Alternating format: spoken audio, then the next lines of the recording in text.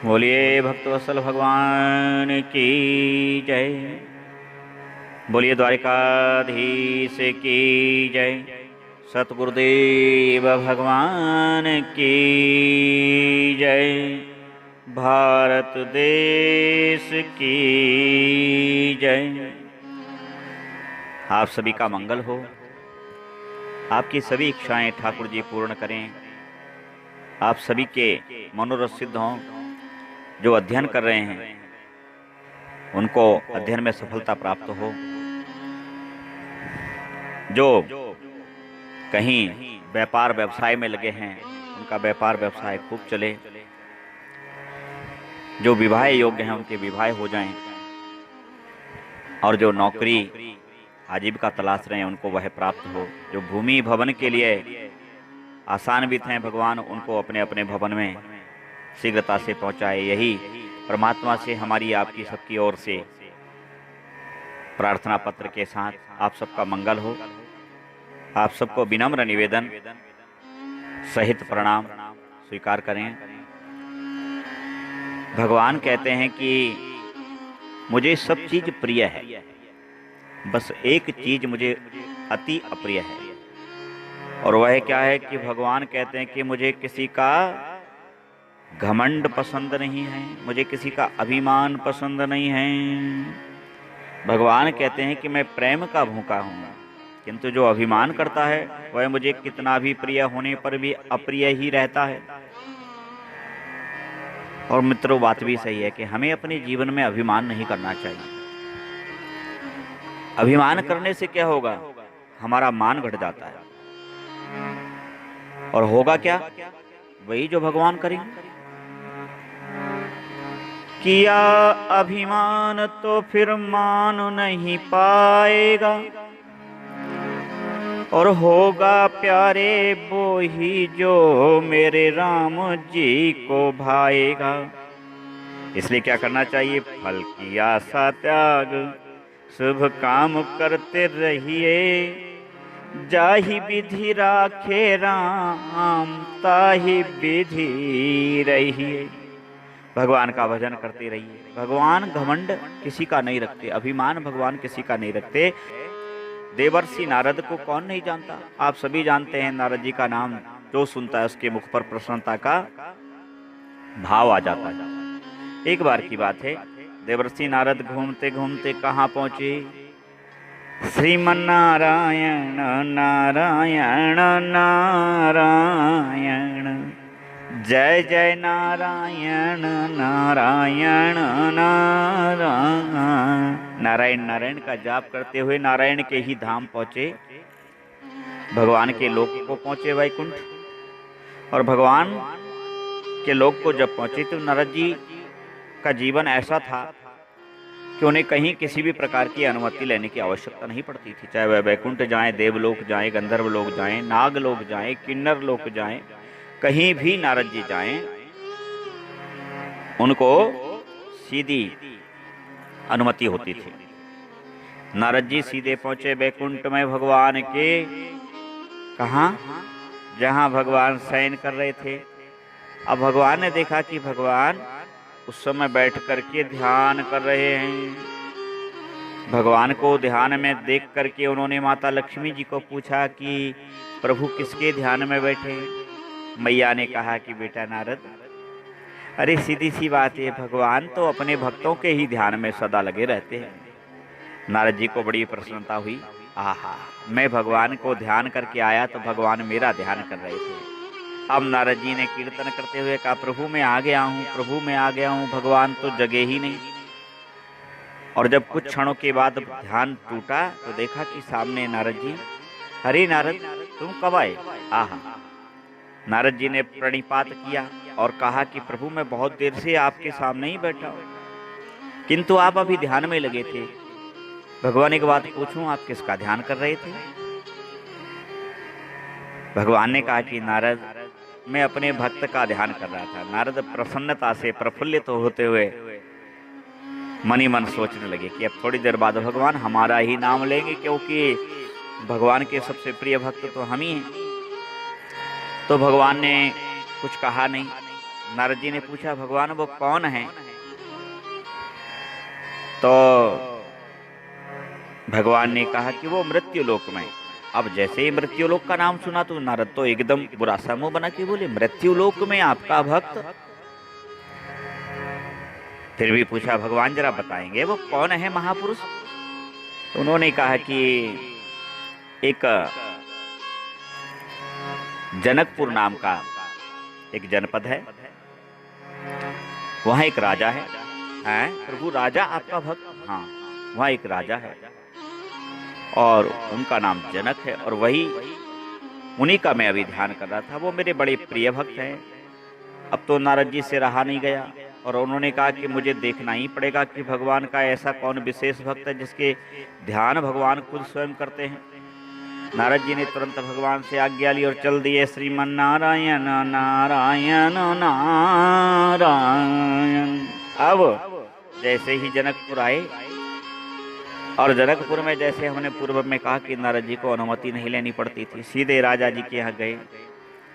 राजा जनक उस समय अपने अंतरंग महल में थे और अनुराग में थे, शयन कर रहे थे। राजा जनक उस समय जब शयन कर रहे थे तो देखा कि कोई रानी उनको चमर ढुला रही है, कोई अंगराग लगा रही है, कोई उनकी बयार कर रही है, कोई उनके सुगंधित तेल से उनके बालों में मालिश कर रही है, कोई चरण दबा रही है, कोई अंगराग लगा रही है, कोई उनसे मस्करी कर रही है। जैसे ही नारद जी ने देखा तो नारद जी तो भौचक्क रह गए कि हे भगवान, ऐसा भोगी राजा, ऐसा भोगी और ऐसा ढोंगी राजा, और ये भगवान का भक्त हो ही नहीं सकता, इसकी परीक्षा लेनी ही पड़ेगी। अब नारद जी ने जाकर के क्रोध में नारद जी एकदम भर गए और जाकर के एकदम सीधे गए और राजा जनक को एक लात मारी। जनक ने जैसे ही देखा नारद जी आए, ओ हो, प्रभु क्षमा करना, मैं इस विलासिता में आपका ध्यान भूल गया, पर कोई बात नहीं, आप पधारे, बड़ी कृपा की। राजा जनक ने कहा कि मैंने एक रंगशाला यहाँ पे बनवाई है, अभी उसका निर्माण चल रहा है, संभवतः पूर्णता की ओर है, 1-2 दिन में पूर्ण हो जाएगी। आप जैसा महाज्ञानी महापुरुष पधारे, ये मेरा सौभाग्य है। नारद जी की पूजा अर्चना करने के बाद राजा जनक ने विनय किया कि मैंने जो रंगशाला बनाई है, कृपया उसमें जाकर के देखें कि वो कैसी अद्भुत है, क्या क्या विशेषताएं हैं और क्या कमियां हैं। देवताओं के लिए भी दुर्लभ है, ऐसी मैंने यज्ञ रंगशाला बनवाई है, आप जाकर के उसका अवलोकन करें, क्योंकि मैं यहाँ पर एक बहुत बड़ा महाआयोजन कालांतर में कराने वाला हूँ। राजा जनक की बात सुन करके राजा क्या है, नारद जी राजी हुए। जैसे ही नारद जी राजी हुए तो उन्होंने ताली बजा करके दूत बुलाए 2, और उनके हाथ में 2 महा खड़ग दे दिए, बड़े तीक्ष्ण धार वाले, और फिर ताली बजाई तो एक तेल से भरा हुआ दीपक, जलता हुआ चौमुखा दीपक नारद जी के हाथ पे रख दिया गया जला करके, और राजाज्ञा सुना दी गई कि नारद जी आप रंगशाला देखने तो जा रहे हैं, किंतु उसकी एक अनुबंध है, उसका एक शर्त है। क्या? कि आप जब यज्ञशाला देखेंगे और जब लौट करके आएंगे, उस पूरे यात्रा के दौरान यदि एक भी बूंद तेल दीपक से हथेली से नीचे पृथ्वी पर गिर गया तो, या दीपक की ज्योति कोई भी बुझ गई तो आपका ये जो 2 दूत साथ में जा रहे हैं, दोनों इनमें से कोई भी आपका सिर उतार लेंगे, मस्तिष्क काट डालेंगे। अब तो नारद जी घबरा गए, और नारद जी घबरा करके अब काय की रंगशाला और काय का दीपक और काय के दूत भगवान का, हे भगवान आज बड़े दुष्ट में फंसे, आप तो कहते थे कि ये आपका महानतम भक्त है, आपने हमें कहाँ फंसा दिया। और भगवान का ध्यान मनी मन श्रीमन नारायण नारायण नारायण। नारद जी मन में सोच रहे भगवान नारायण बचाना। और नारद जी जो है पूरी यज्ञशाला पूरी रंगशाला सब घूम करके आ गए, लेकिन वारे नारद एक बूंद तेल नीचे गिरने नहीं दिया और ना दीपक की लौ को ऐसे सहेजा कि तूफान में से भी दीपक निकाल लाए। और जैसे ही नारद जी जनक जी के सामने आए, राजा जनक ने पूछा कि आहा हा नारद जी आप देखिए आई रंगशाला यज्ञशाला देखी, आपने देखी वहां पर क्या विशेषताएं हैं, क्या कमी रह गई है और क्या आप उस पर निर्देश देना चाहते हैं। आपका निर्देश मेरे लिए बड़ा सहायक होगा। अब तो नारद जी का क्रोध का पारा फट पड़ा और एकदम चिल्ला उठे, दुष्ट राजा, एक तरफ तो तुमने दोनों ये खड़गधारी पुरुष मेरी सेवा में नियुक्त कर दिया, दूसरा दीपक हाथ पर रखा और आदेश दिया कि ना तेल गिरे ना दीपक की लौ बुझे। मैंने क्या खाक रंगशाला देखी? मैंने कुछ नहीं देखा। अरे मैंने देखा तो बस ये दीपक की 4 ज्योति और इसमें रखा हुआ तेल एक बूंद भी नीचे ना गिर जाए, क्योंकि अगर नीचे तेल गिरेगा तो ये काल दूत मेरा वध कर देंगे। राजा जनक चरणों पे गिर पड़े। महाराज, जैसे आपने पूरी रंगशाला देखने के बाद भी कुछ नहीं देखा और दीपक की लौ पर आपका ध्यान रहा, ऐसे ही मेरे को कौन रानी अंगराग लगा रही है, कौन दासी हवा कर रही है, कौन सेविका मेरे को मुखराग दे रही है, कौन अनुराग जता रही है, कौन चरण सेवा कर रही है, मुझे कुछ भी ध्यान नहीं है।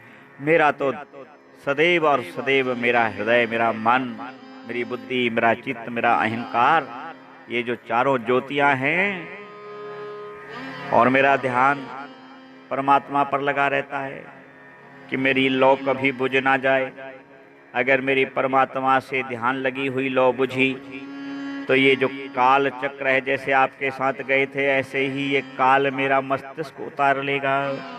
इसलिए मैं सदैव भगवान का ध्यान करता रहता हूँ। ये मेरे शरीर की सेवा भले कर रही हूँ, लेकिन मैं हृदय से मन से परमात्मा की सेवा में आठों याम रहता हूँ। अब तो नारद जी जनक जी के चरणों पर गिर पड़े, क्षमा करना बड़ी भूल हो गई। और नारद जी आशीर्वाद देकर के चले गए। नारद जी समझ गए कि मुझे भक्ति का जो अभिमान हो गया था भगवान ने जनक जी के माध्यम से भंग कर दिया है। श्री राम जय जय राम, श्री राम जय जय राम, जय जय राम। बोले भक्तवत्सल भगवान की जय। आप सभी का मंगल हो। आज का यही उपदेश कि हमें जीवन में अभिमान नहीं करना चाहिए, इससे हमारा स्वयं का मान नष्ट होता है। नारद जी ने अभिमान करके अपना ही मान घटाया। जब नारद जी का मान घट सकता है तो भैया आप और हम कहाँ हैं। बोले भक्तवत्सल भगवान की जय।